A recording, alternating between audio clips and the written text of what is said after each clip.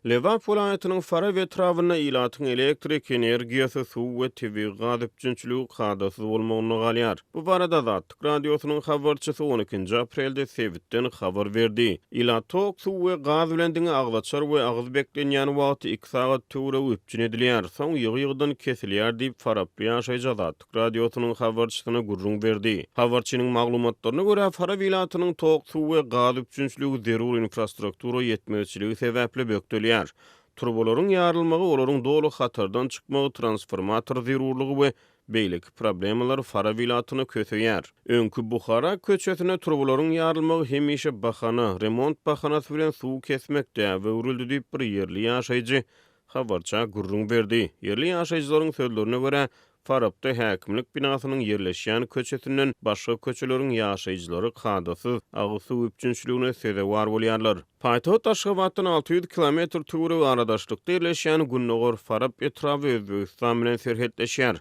Azatlygyň habarçysy etrawyň ýalkym obasyna ilata berilýän tebii gazyň basyşynyň pesdigini we o wilayat üçin elektrik energiýasy bilen üçinçiligiň uly mesele bolmagyny galýanyny habar berýär. Onuň maglumatlaryna görä bu sebitleriň suw üçinçiligini ýoly goýmak üçin 40 kilometr udynlykda suw turbosy we 4 tane elektrik transformator gerek. Ýollar we köprüler hem gözgyny, emma baş mesele tok we suw diýip bir oba ýaşaýjy habarça gurrun berdi.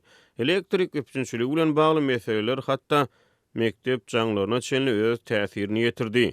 Habarçynyň maglumatyna görä etrawyň 15-nji orta mektebi elektrikli jaňdan el çekip el bilen haklyan jaň ulanmaly bolýar. Sapaklaryň arasyna ara kesmäni keskitleýän elektrikli jaň deregini el bilen haklyan jaň sesi bilen ara kesmä çykylýar diýip bir Faraply habarça gurrun berdi.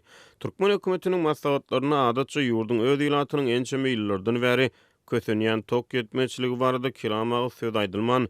Munyň deregine ýurtda öndürilýän elektrik energiýasynyň daşary ýurtlara eksportyny artdyrmak barada gurrun edilýär. Türkmen hökümeti 2019-njy ýylyň ýanwaryndan başlap suw elektrik energiýasy we tebii gaz ýaly ilata çäriýek asyrlap mut bilen ýeňillikli harytlary hyzmatlary ýatyrdy. Bu karar halk maslahatynyň 2018-nji ýylyň sentýabryna geçirilen mejlisinde kabul edildi. Şonda ilatyň durmuş derejesiniň ýokary galanyny gaýdylypdy.